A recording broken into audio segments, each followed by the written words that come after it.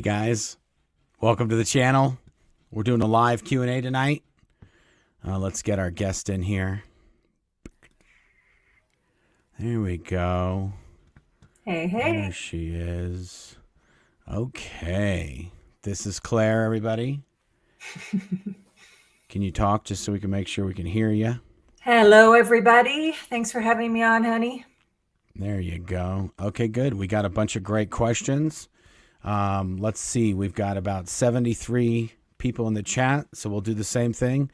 If you want to give a shout out where you're at, and then, oh, never mind. We were literally at 70 and we're at 150, so we'll get right to it. Nice. Okay. Let's see what we got here. We already got a super chat right off the bat. Let's see if I can... I got some help here. There we go. Okay. Denver Stevio. Huge amounts of love to you both, Claire and Marc. Tons of respect for what you did and what you continue to do for such a remarkable righteous cause. Cedo is my homeboy. Oh, good. No, not even a question. Thank you, Denver Thanks, Studio. Denver. Thanks for your orders, too. We process those. Oh, wow. Look at you. Yeah, she knows the behind the scenes stuff there. I didn't even know about that. Okay, let's go to the next... Oh, we got another Julia. What she got? Oh, just showing the love. Thanks, Julia. Here's a good one. I saw this one from Julia. This is perfect for you, Claire. Yes. Who audits David Miscavige? I'll let you take that one because that was you were over that. That's your that's your gig. Yes. So, to my knowledge, the last time David Miscavige received an auditing session was 1993 from Ray Midoff or John Eastman. Both of those two people at different times were the senior CS international, so the head tech person in Scientology. The CS case supervisor. Yeah, you got to explain the acronyms. Slow it down. Just explain the acronyms. Okay. Very short. But yes, case supervisor is basically like the person who's in charge of the counseling you're going to get. They're like your coach, your counseling coach, and they just say this is the next thing you're going to do. Yes, exactly. And so yes, so David Miscavige had broken his foot, and that was the last time he was getting auditing that I know of. In 1998, Shelly Miscavige was trying to have him get auditing because she was afraid he was going to go psychotic or try and escape, one of the two, but that never ended up happening. And isn't the gal that was in charge of the auditing and escaped, was that Jan? Jan, yeah. And she went to the doctor, and that's how she ended up escaping. Yes, which is I based my plan on her. I figured that was my best chance of pulling it off. Nice. Okay, let's see here. Here's another good one.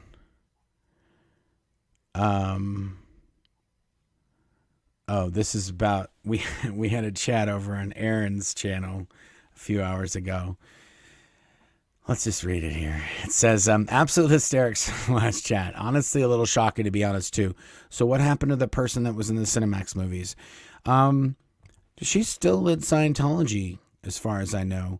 She had to do like some Scientology punishments to get that kind of scrubbed from her record. But yeah, she went on to work for Tom Cruise, and I think she was his assistant. I might be mixing her up, but I think she also had something to do with Grant Cardone or some other big Scientologist in Los Angeles. Anyway, but yeah, she's still around. Thanks, Marcus 5. Let's see if we got anything else here. Here's a good one. Oh, look at that. Jen Fralick.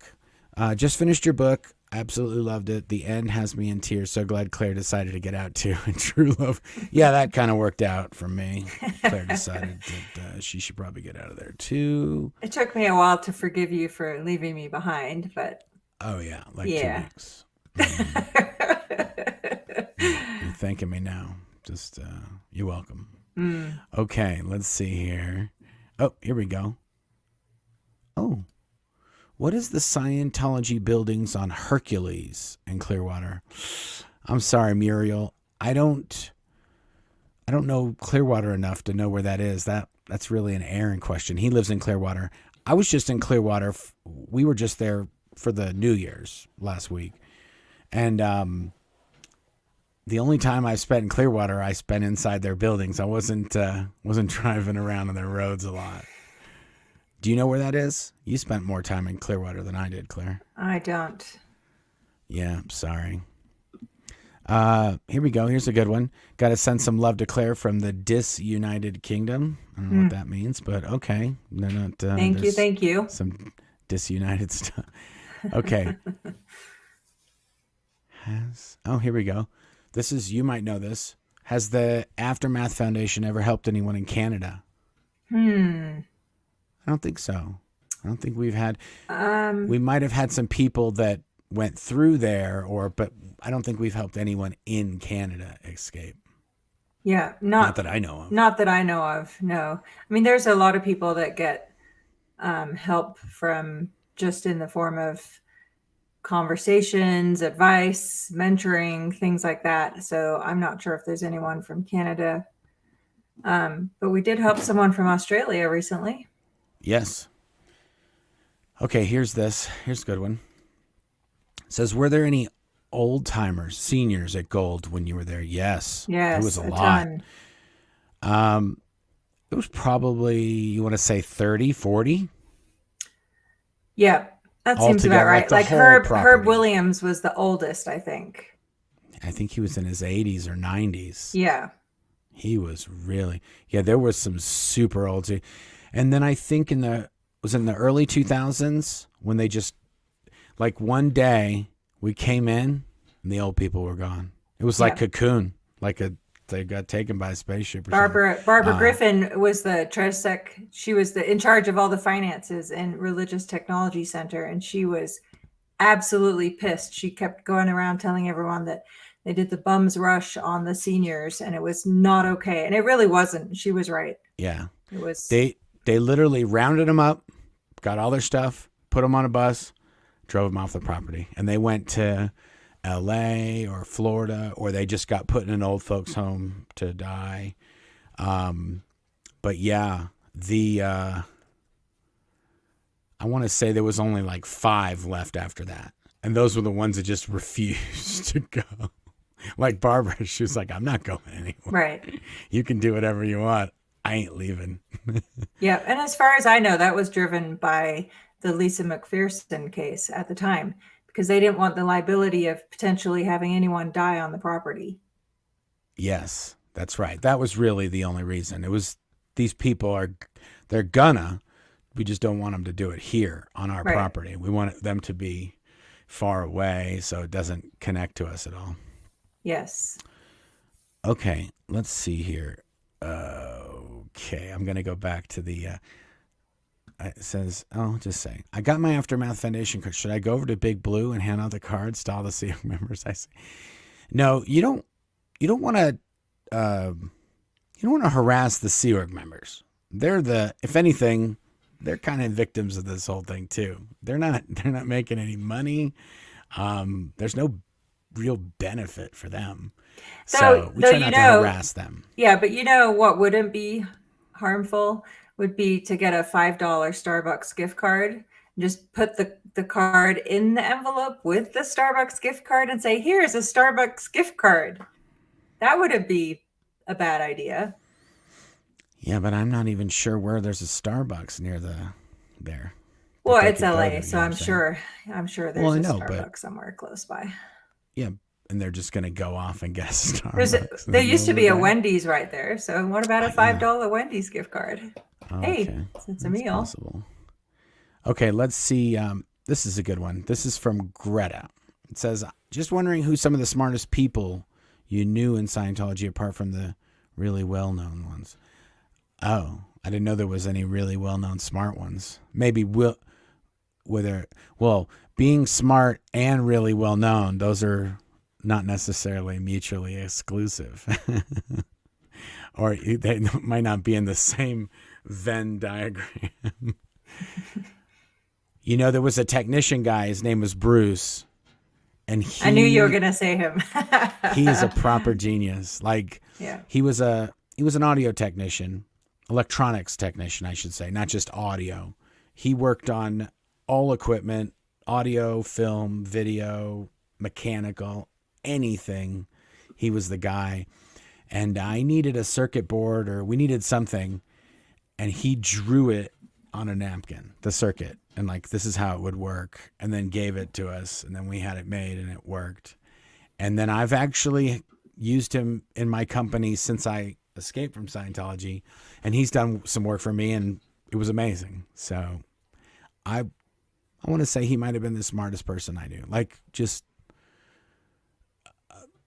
a never-ending wealth of electronics and sort of just technical know-how. Yeah, it's funny to me that we kind of judged people, or at least speaking for myself, judged people when we were in by how well they knew Scientology, not how well they knew anything else outside of that actually really mattered. Yeah, that's true. There wasn't, basically, that was the standard by everything else was, judged. Yeah. Okay, here's a good one. It says, Elizabeth Dunstan. There's some Dunstans in Australia and Los Angeles that are Scientologists. Would it be accurate to say anything goes as long as you give enough money and stay out of the press? If you're public, sure. I mean, they don't want you doing stuff that even other people know about. They're pretty, let's not go crazy here.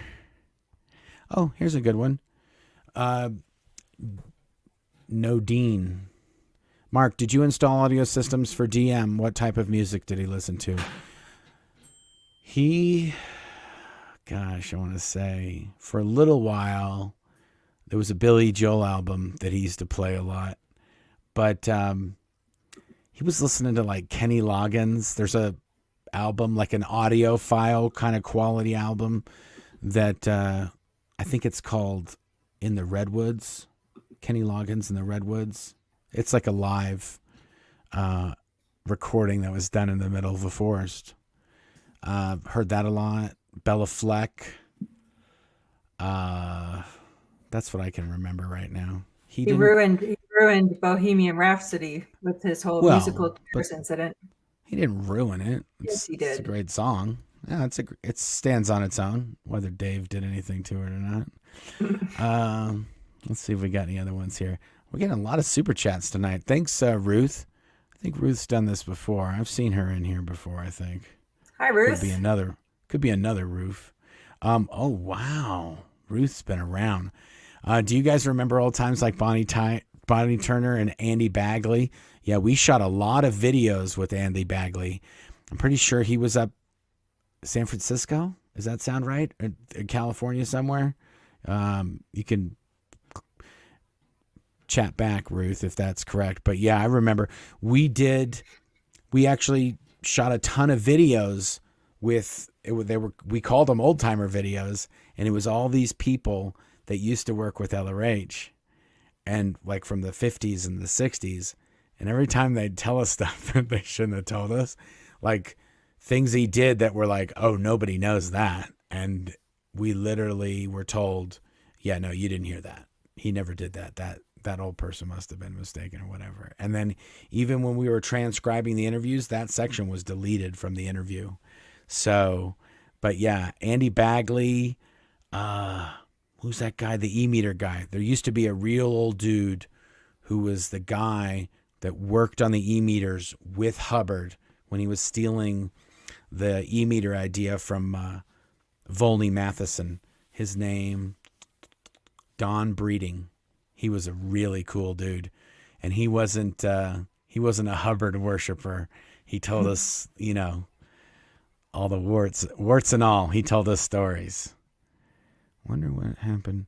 What? Wondering what happened to Shelly and DM's cat?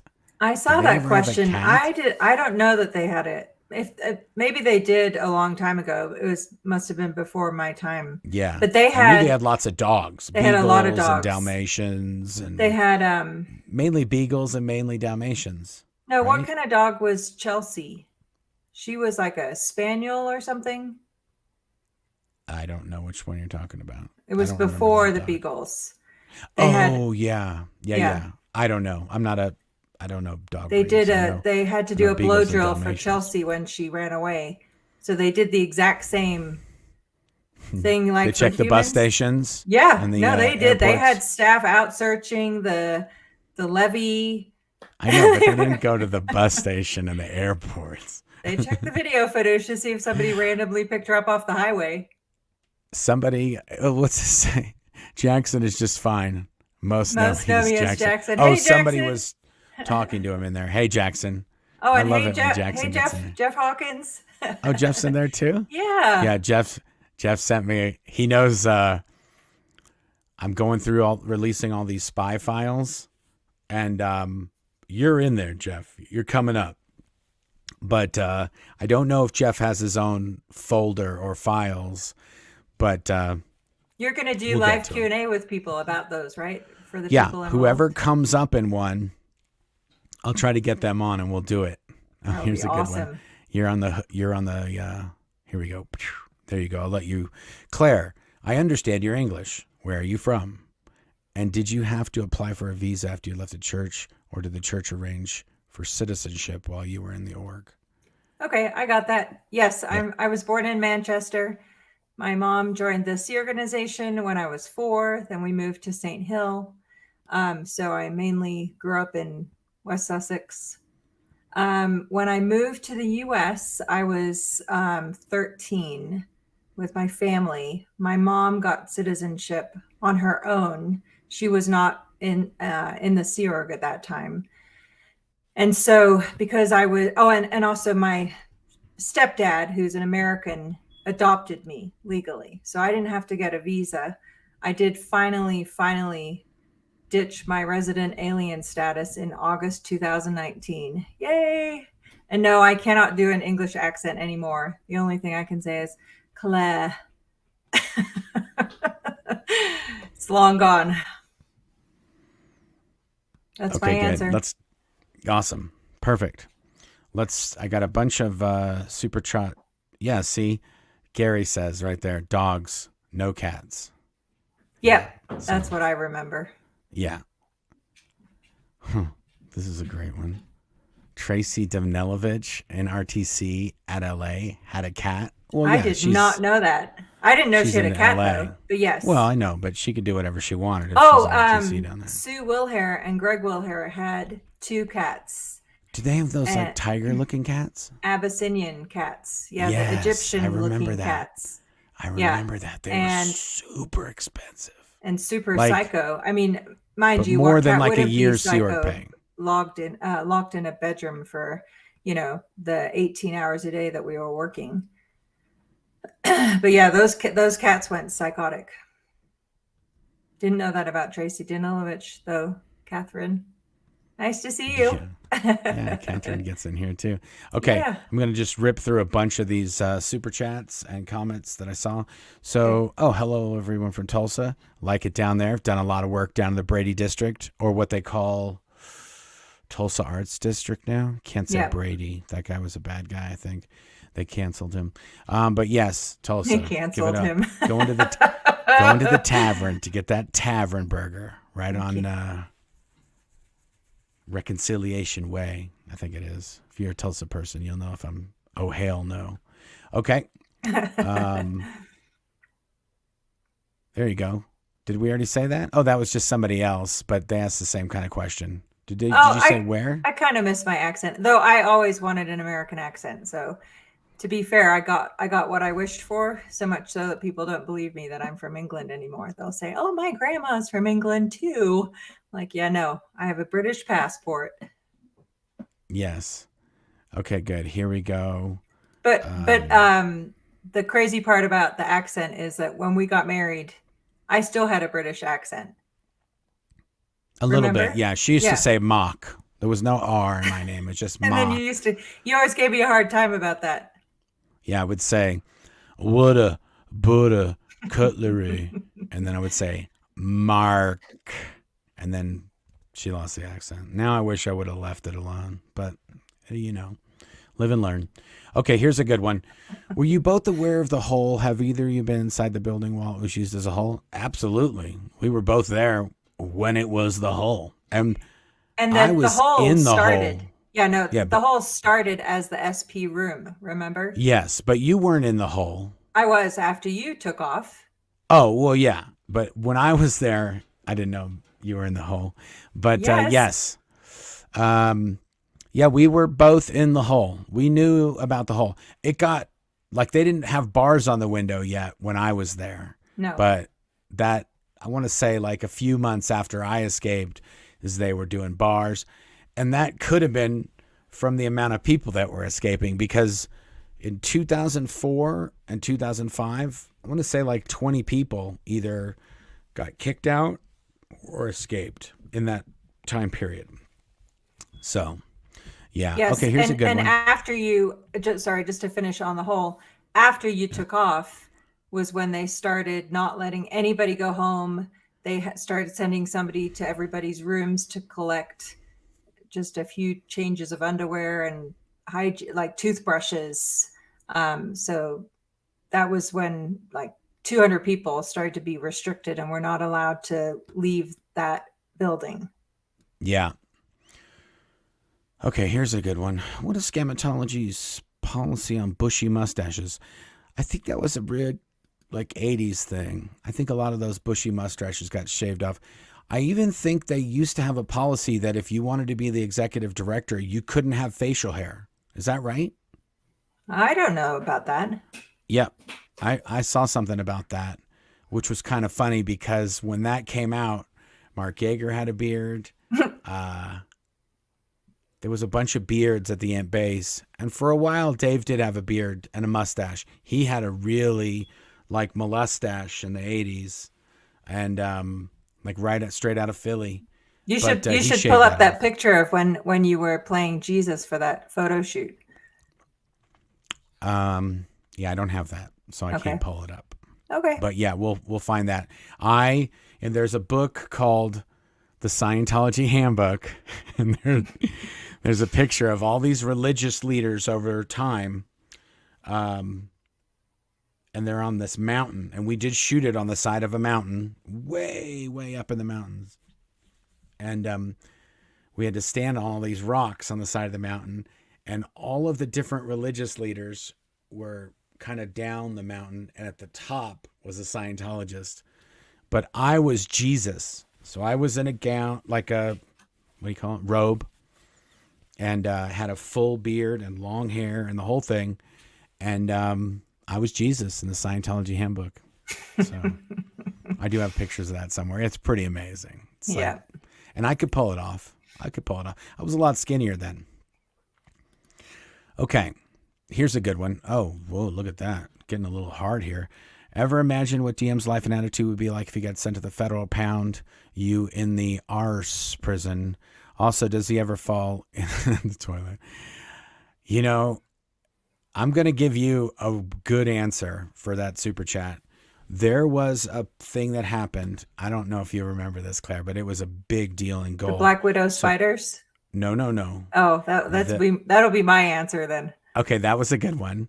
But so Golden Era Productions is like they're the janitors for all of the other Scientology organizations. So if your toilet breaks or your air conditioner's broken, you would call somebody in Golden Era Productions and they'd come up and fix it.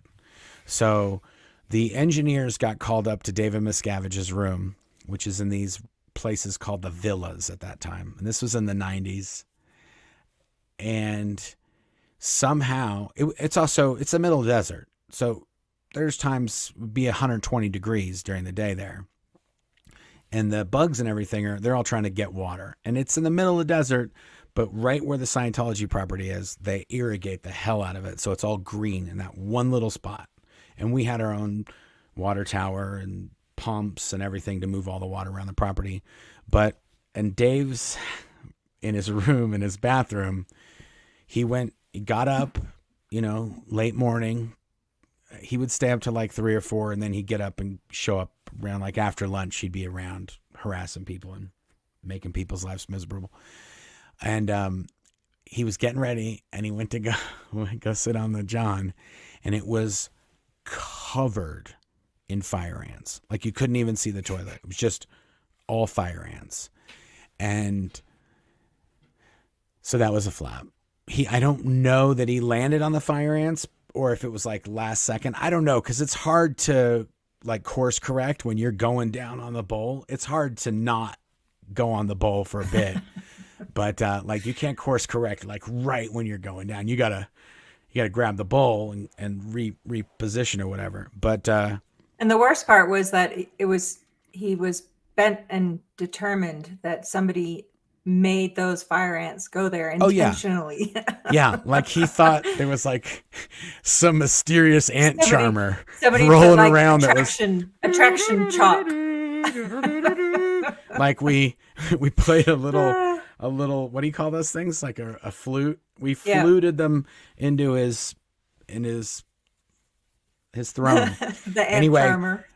We thought it was like, oh, he's just being a drama queen. But then when one of the engineers went up there, he said, no, there really was like 10,000 fire ants on his toilet.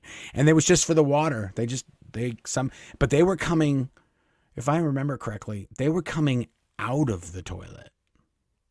I don't remember what it was, but it was all around the property, because you don't really hear anything about like behind the scenes Dave stuff. But when you hear that he sat on a toilet covered with fire ants, that was like, oh yeah, we're going to hear about that. Yeah. Well, the other two villa ones that come to mind is there was another time there was a black widow spider, and it was that was somebody intentionally. Yes. When he woke up, so he was asleep. The way he tells it, almost all these things are coming from him, so we don't know what really happened. But he said he was sleeping in his room, and when he woke up, he opened his eyes, and like inches above him was a black widow hanging from his ceiling, just right above his face. Yeah. And again, I'm going to say this is close to the black widow thing, because either the black widow thing was a callback to the spider, or the spider was a callback to the ants. It was just like, oh, you remember the thing that happened with the ants? You'll never guess what happened. I had a black widow. Yeah, and then the next one after that, I think, or somewhere in there, who knows the sequence, was when Beckett Wells and Martin Reed, who were electricians, had done some work up there, and Miscavige claimed that they were trying to electrocute him. Yes. Oh, because the way they designed the RTC building was his shower, on the other side of the wall from his shower was a high voltage electrical panel for the whole building. So like if there was a leak or something happened behind his shower, he would like be crisp, of like just KFC extra crispy right there from taking a shower in his office. And that's what you get for having SEORG members who are not certified electricians planning your electrician. Some of those guys were. Well, but either way, maybe don't put the high voltage electrical sub panel on the opposite side of a shower. That I could see that. That's not a outrageous request, but it was funny that it just ended up in that one spot where his shower was. Okay, I don't know about obviously his, I am going to answer this question as well about the prison, because we did all these videos. Like I spent a week in a prison in Ensenada, Mexico, myself, inside the prison with murderers and all kinds of like multiple tear tattooed dudes. And we were shooting videos for this like criminal rehabilitation program called Criminon. And also I think there was a Narcanon in Ensenada prison too, like a drug rehab in the prison. And I remember we were shooting with this guy, and it was very like we had a translator, but we were shooting the video and we were talking to this prisoner guy, and then we were done with the shot. And we're like, okay, good, cut. And he laughed. He went, and we're like, what's the deal? Like, why is he laughing? And he goes in English, perfect English, he goes, I cut. And we're like, oh shit, no, dude, that means something totally different when we say cut. Like that just means stop recording, no cutting anyone. So it was like, but yeah, the amount of times there was conversations with Dave talking about prison and the thing in the comment that happens that's, reportedly happening in prison, which probably is. Dave would talk about that all the time. Like he was infatuated with what would happen to somebody when they go to prison and if they could handle it or not. Talked about it. I would say if he talked it about 100 times, I'd probably be guessing low when I was there. And usually it was when we were cutting a prison video. Some videos we shot or people in prison or whatever. That's when he'd start yapping up about it. Okay, here's another good one. Let's keep it going here. We were about halfway through, babe. Okay.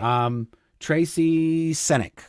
I'm just wondering how easy it is to get jobs after Scientology. If you only have Scientology-related work on your resume, does it fly with outside companies?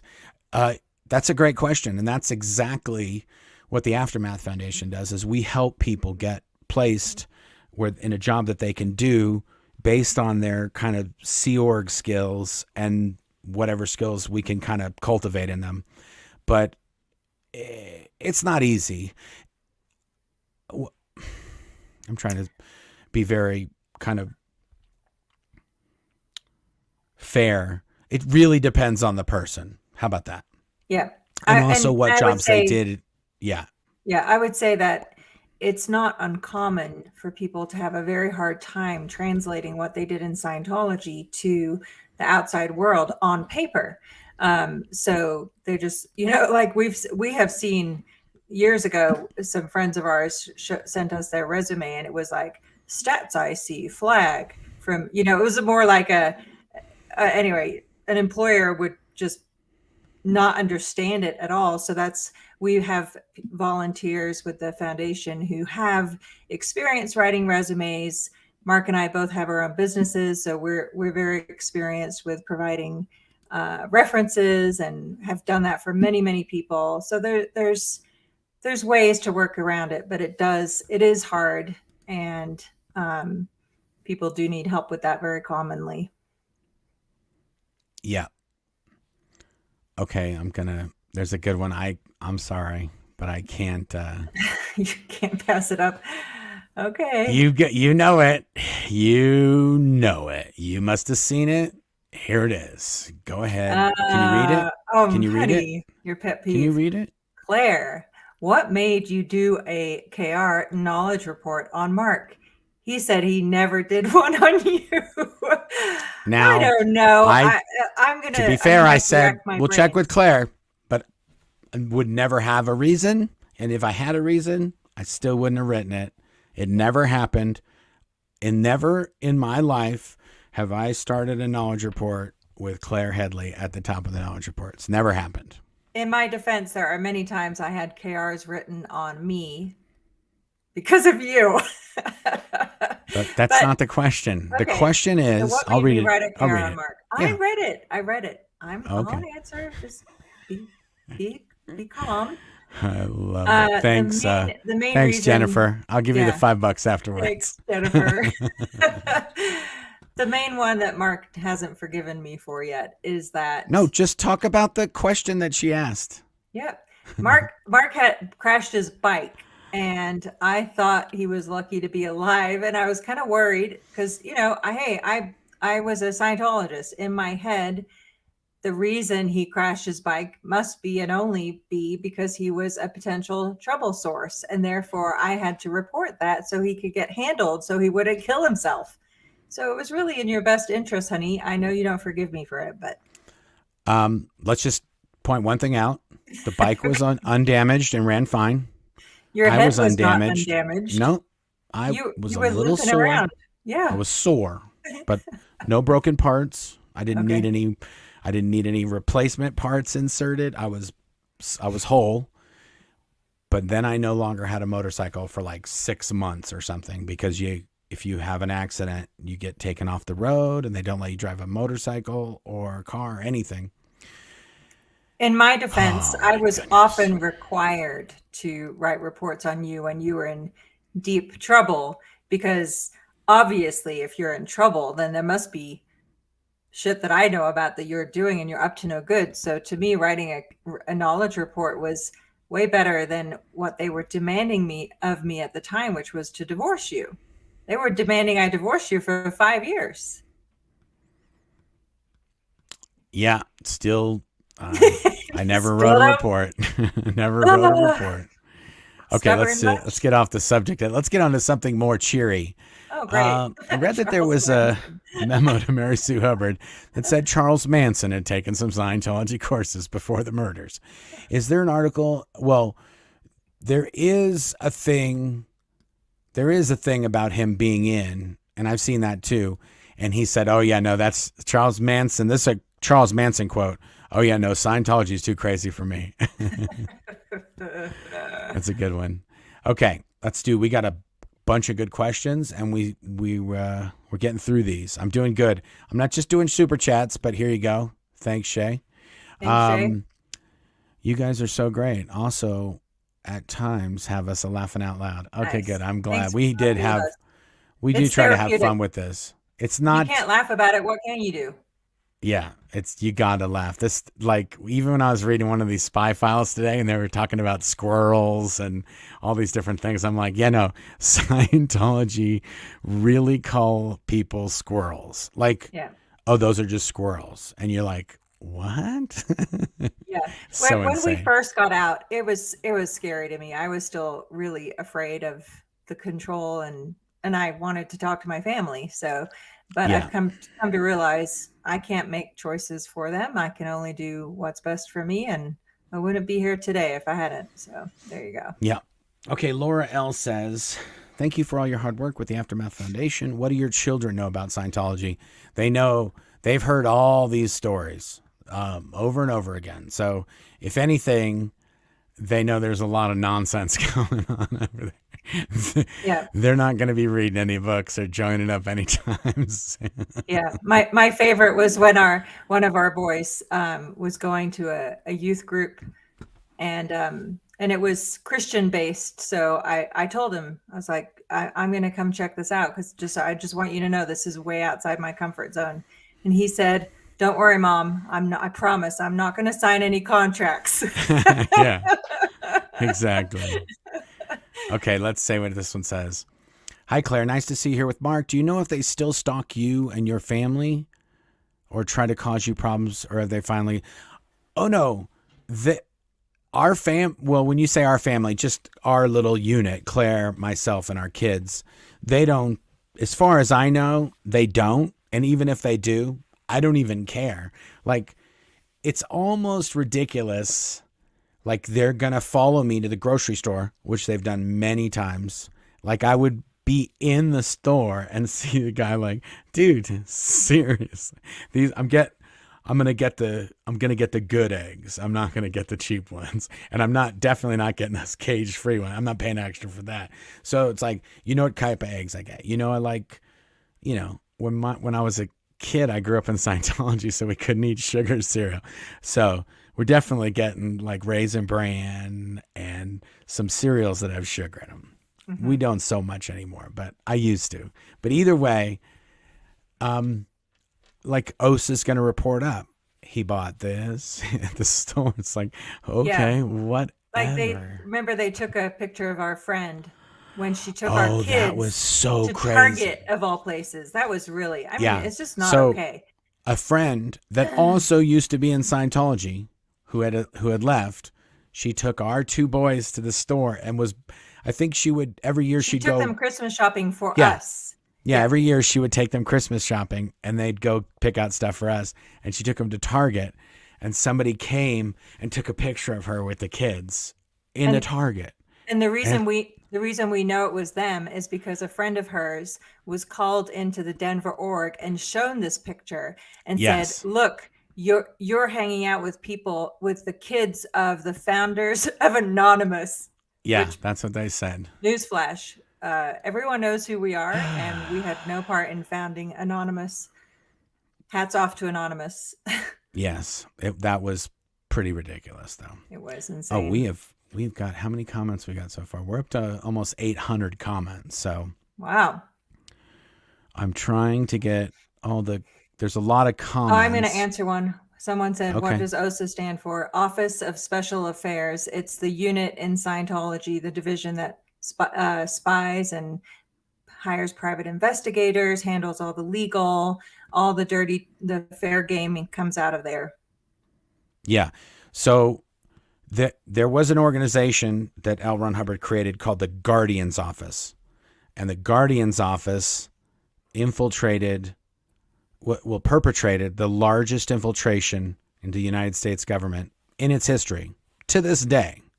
Scientology, it wasn't China, it wasn't Russia, it was Scientology. Scientology perpetrated the largest infiltration into the United States government in its history. And when that happened, Scientology, basically, when they kind of caught them, they ended up raiding Scientology, getting all these documents, and 11 Scientology officials went to prison. And they basically said, we're going to get rid of everyone in the GO, the Guardian's Office, and kick them out. And the Guardian's Office was the spy wing of Scientology. So what did they do in reality? They just changed the Guardian's Office to the Office of Special Affairs. So the Office of Special Affairs even has some of the same people working in it that worked in the Guardian's Office to this day. Ken Moxon, the lawyer for the in-house attorney for Scientology, was an unindicted co-conspirator in the Operation Snow White, the infiltration in the government. In that case, there was 11 people that went to prison, and Ken Moxon and L. Ron Hubbard were both unindicted co-conspirators. So, yeah, that's what OSA is. Yeah. Oh, I'm not going to do it. Goldie. Oh my God, Goldie. You're so, I don't know now. Goldie. If Claire was to lose her earrings and the couch cushions, do you know that you can make easy money online helping her to find them? Preferably if you help from behind. Please forgive me, Claire. Wow, Goldie, even going in hard with the super chat. Wow. I just made her a moderator. I know. Don't know I what's forgive going you, on. Goldie. We appreciate your help. I think Aaron basically just he just derailed all the train cars today with his video. Yeah. Oh my goodness. Okay, let's keep going here. Let's keep this track on keep this train on the track. Yep. Is audio cutting out? Not for me. Okay, I just heard a click there. I didn't know if it was. Okay. Oh, this is a good one. Love your book and sense of humor, Marc. My favorite part of Claire's escape was the Vegas part. Quick thinking. Yeah. Yes. If you haven't read the book, you got to read it. But Claire did some good thinking in Vegas. When she escaped, she got on a Greyhound bus and she went in opposite direction from where I was. And then she got on another bus in another city and then came to me, and Scientology intercepted her in the middle of her trip with never even speaking to her. They were waiting for her at a Greyhound bus station where she was in Kansas City. It was in Vegas. Yeah, and I had even used an assumed name for the taxi. Like I was like, Barbara Smith, super creative. I know. But yeah, and I threw my uniform in the trash can at the Greyhound bus station. That was awesome. But yeah, honestly, it was out of necessity. When they intercepted me in Vegas, I was for sure thought it was all over. And they called you and said, "Oh, we've got her. She's not coming." I was losing my mind. They told me, "Oh, give us Marc's number." I'm like, "You have his number. You call him." I'm like, "I'm not telling you anything." Right. Yeah. Yeah. Okay, here's a good one. Do you still believe in anything LRH wrote or said? No. Nope. Especially not because I know now how much he plagiarized. I mean, from other sources. So, yes, sure, people should get better at communicating. Is L. Ron Hubbard the source for that? No. He didn't create something that was his own creation. Yeah. No, he's he's a professional bullshitter. That's his title. And yes. Okay. I'm getting a lot of good. Yeah, I will say it took me a while to unravel that onion, though.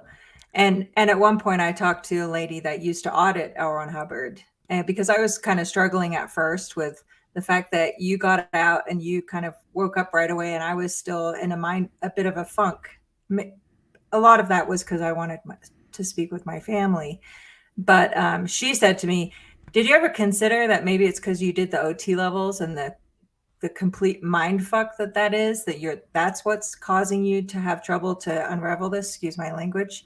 And that really made a lot of sense to me and really helped me to walk away from it all. Yeah. Okay, we got a bunch of questions here. We're going to go through here. So, what was Heber Jentzsch like on the base behind the scenes? I would love for you to do a series about each of the missing executives of Scientology. Don't get a lot of attention. I mean, I knew Heber mainly from the events that we did. Heber was the sweetest dude. He was just a nice guy. I don't ever even remember him getting mad or yelling, or he was just a nice guy.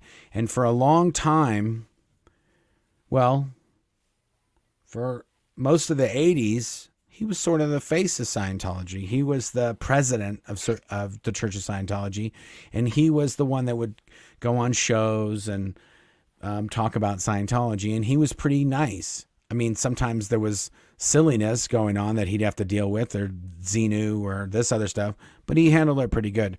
Dave, I've heard Dave say horrible, horrible things to Heber and treat him like a bully, just bully Heber full time. And I think he would was it Howdy Doody? Is that what he called? Yes. He called him Howdy Doody. And when he made, I've told this story before, but David Miscavige made professional puppets of Marc Yeager, Guillaume, Heber, and Ray Midoff. Like the ventriloquist dolls. Yeah, like the kind you could go like, hi, yeah, he made those, like he had them commissioned, like they looked like them. And they had their clothes and everything. And when they would go up on the events and rehearse, and Dave would sit in the audience in the front row, he would have the puppets brought out and he would work them while they were up on the stage. True story. You can ask Mike about that. Yeah, I first met Heber when I was 10 at St. Hill. He gave me his autograph. Super sweet guy. Yep. Okay, let's keep going here. What do we got? Thanks, I don't know. Did either of you have any runs in with Mike Tinder? Oh, that's Mike another Rinder. Mike. I don't know that guy. Mike Rinder. I swipe. I don't know I don't know which way. Do you swipe left or right when you? If you don't want to. He swipe means whatever. Mike Rinder. No, we worked really Mike closely Rinder? with Mike. We worked really We closely know with Mike. Mike. Yes. Yeah. I never had a course we run-in know with him. Mike. I No, rescued Mike him was fine after he too. crashed his bike, remember? Well, hold on a second. It says, did either of you have any run-ins with Mike? Well, I didn't, but didn't you literally run into Mike? Oh, well, no, Mike ran into me, yes, in a car. Yeah, Yeah, but yes, that's true. You were in a car. I forgot about that. So it was 4 Were o'clock you in in the a car? morning. Yeah, I was in the RTC van. And I what was car was driving he in? up, and he was in one of the RTC vehicles. So he was coming Okay. down from the villas, and so there was an intersection, and it was raining, and it was 4 o'clock in the morning, and I was driving up to RTC, and Mike he was crossing over the intersection, and the last minute he changed his mind and turned right and smashed right into me. So, Ken, you got a good. Yes. That was. I mean, I forgot about that. You might be part psychic, but Claire literally had a run-in with Mike Rinder. So yes, there you go. Yeah. I saw some Scientology thing on the map of New Mexico. Does anyone know? Yeah, that's in Trementina. That's an underground vault where they store L. Ron Hubbard's writings on stainless steel plates and titanium capsules sealed with argon gas. So that when there is a nuclear war and everything is gotten rid of, L. Ron Hubbard's technology will live, and somehow civilization will be restarted with a bunch of ramblings from some old fuddy-duddy from the 70s. Not sure how their plan is on that. Okay. Oh my goodness. Here we go. This has been talked about. The Fair Game. It's not the Aftermath podcast. It was the Fair Game podcast. And the Fair Game podcast was fair gamed. The companies that put on that podcast were basically harassed by Scientology, and they're trying to resolve all that so that the podcast can happen again. And we're not part of that, so we don't have any information, and they're never really going to say anything until it gets resolved, and then the podcast will come back on. That's why we're doing all this, because we're filling the void. Yeah, if you like listening to people talk about Scientology, here we are. There's way more stuff happening than the podcast now. Yep. So I would love for the podcast to come back too, but until then, we're here. We're doing what we can do, and we're not beholden to anybody. We can say whatever we want. Maybe, YouTube won't promote a video if we get too down and dirty. Like I guarantee that video that Aaron did, YouTube ain't putting ads on that. The one he did earlier about the Tampa what's bread. That kid's name? Tampa bread. Oh my good Tampa bread. I haven't watched that one yet. Oh my goodness.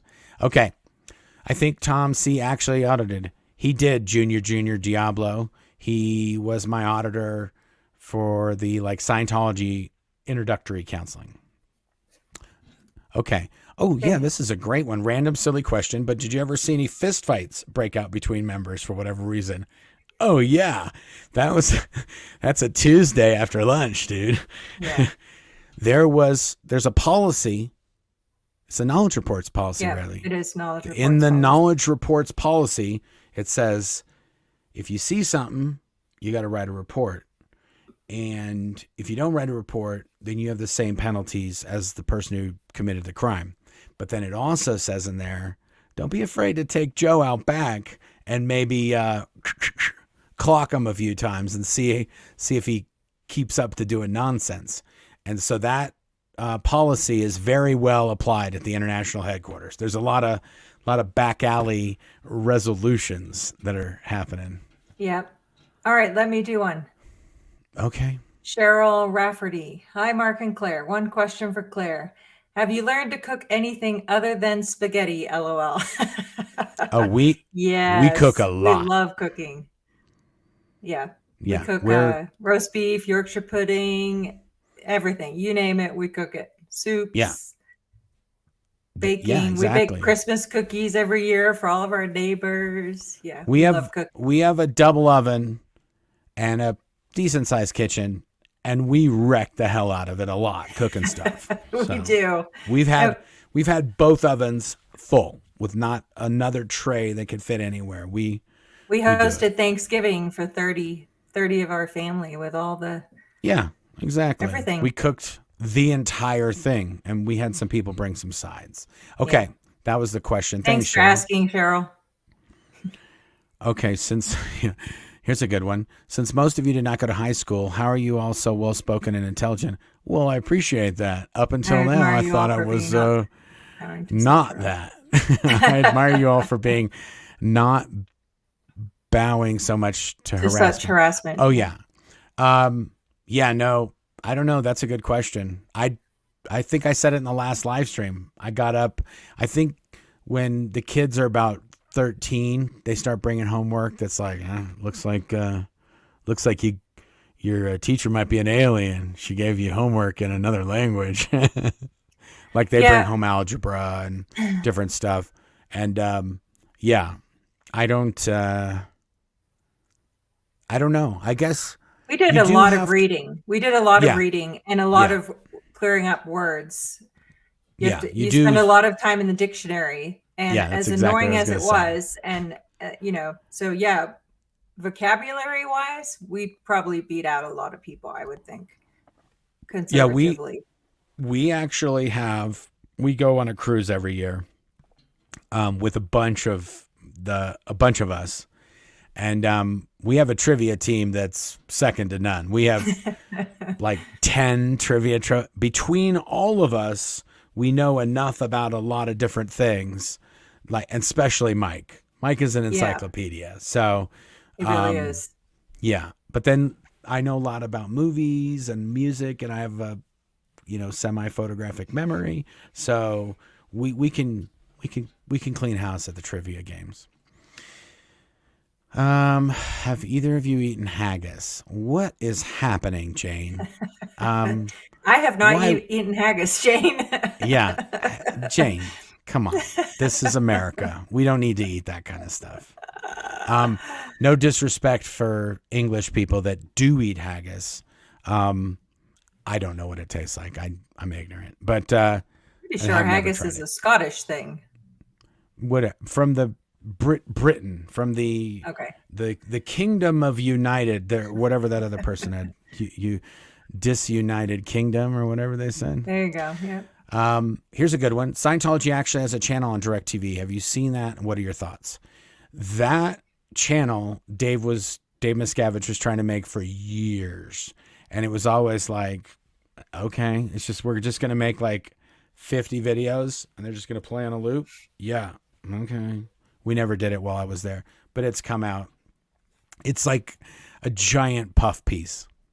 So yeah, it's it's super cringeworthy. It reminds me of all the times we had to sit through the events and clap and applaud and react appropriately and all those other things. Yeah. Give our feedback, quote unquote.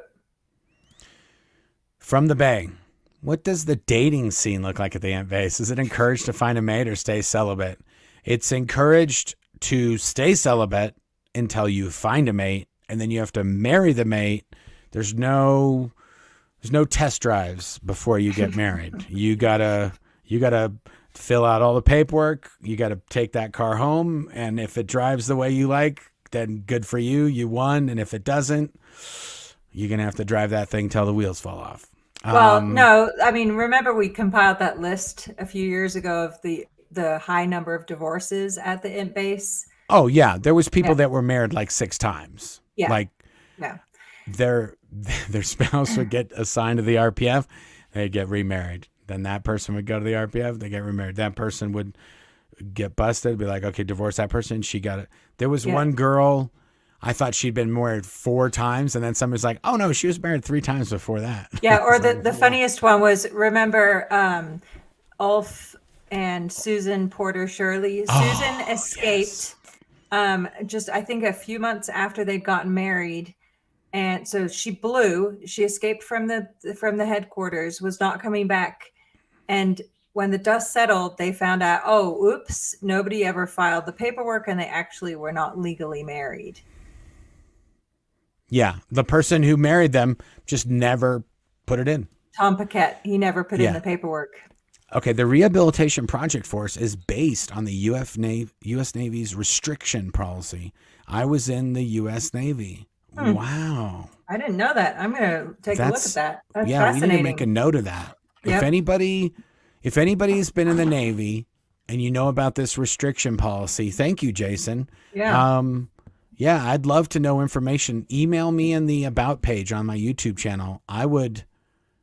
That would be very interesting. That would make sense. See what they do. That it was and if it's on the same, then that's what it is. I never knew that because never been in the Navy. But I've seen a lot of people in the RPF. Mm-hmm. This person's, I'm just going to show this because their title is kind of amazing. All the happy squirrels. Nice. I loved learning from you and AA Ron. Great name. I had no idea that Scientology uses squirrel. And now I wonder if there are people who think I'm a Scientologist. Well, to be fair, it's if you leave the organization, but you still believe in L. Ron Hubbard's writings and you still want to practice Scientology just individually, they're saying, well, because that's not sanctioned by us, it would basically be like if you read the Bible on your own, but you didn't want to go to church, and the whatever church you were in was like, oh, no, you can't do that. Like, what? Like, who cares? But they care. Oh, if they're not getting their little New York slice, they care. Yeah. Okay, let me Okay. answer one. Okay. Angela Grundy says, who performed you guys' marriage? We were married by Paul Schobel, who was an Australian staff member. He was a great guy. He passed away, unfortunately. He was really funny. My favorite part of that was we were in LA at Celebrity Center is where we got married. And he did the double ring ceremony. And when he lifted up his arms. Yeah, go ahead. Yeah. So he had my ring and Claire's ring. And he was like, imagine a triangle between the, and when he imagine a triangle, it was in Los Angeles in August. Yeah. And it was hot. And as soon as he raised his rings, it was like he'd been smuggling like 2 bags of ice under each arm. And it was just like, the sweat was just pouring out. So it's like, imagine a triangle between, and you can see in the video where Claire and I are both like, oh my gosh. We had to stop ourselves from not busting out laughing. Yeah, that was comic relief. Yeah. Fun. Okay, we're going to answer 2 more questions, and that's it. Okie dokie. Here we go. Have you ever done work in Minnesota? That's one question. No. Have I ever done work in Minnesota? No, you have not. No, I haven't. Not yet. Okay. Whoosh. That was close. Shobes. Gary says Shobes. Yeah, Shobes. Yes, we used to He call was him awesome. Paul Schobel. We used to call him Shobes. He was such a funny guy. He was from Sydney? I think so. I don't know. I don't know. Actually. I think he was in Australia somewhere, but Mike I don't know would where. know. But yeah, Mike would definitely know. Okay, one more question. Oh, we're gonna do the Mike Rinder bobblehead contest. We're getting tons of pictures being sent in. If you guys have a Rinder bobblehead, or I like to call them bobble Rinders. If you have a bobble Rinder, take up fun pictures with it and send them in. And if they're good and we like them and people comment on them, we'll send you a SP bracelet or a book or something. Nice. There you go. I thought we were calling them Mike Jr. Mike Jr., Bobble Rinder. People like to call him all kinds of things. Little Mike, Mike Jr. Yeah. Little Mike. And thanks for the reminder, Goldie. She says, choose Aftermath Foundation as your Amazon Smile charity. We greatly appreciate your support for the work we are doing. Yes. Okay, I'm going to do this as the last one. Sandy Campbell. Have you ever heard anything on a 4th season of Leo's Aftermath show? Oh, no. Were the producers ever fair gamed, if you know? I don't know about that. I mean... They were. I'm sure there was.